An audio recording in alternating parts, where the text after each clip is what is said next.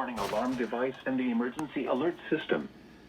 During potentially dangerous weather situations, specially built receivers are automatically activated to warn of the impending severe weather and/or hazards in East Central Kentucky. Tests of these receivers are normally conducted every Tuesday between 6 p.m. and 7 p.m. local time, and every Wednesday between 11 a.m. and noon local time. When there is a threat of or existing severe weather in the area, the test is postponed until the next available non-severe hazard day.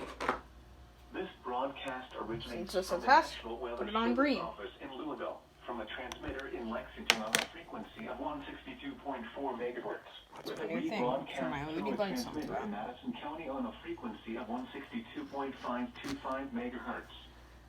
Reception of this broadcast and the warning alarm will vary at any given location.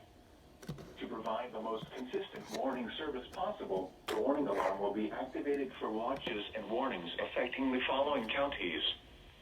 In East Central Kentucky, Anderson, Bourbon, Boyle, Clark, Fayette, Garrett, Harrison, Jessamine, Madison, Mercer, Montgomery, Nicholas, Scott, and Woodford.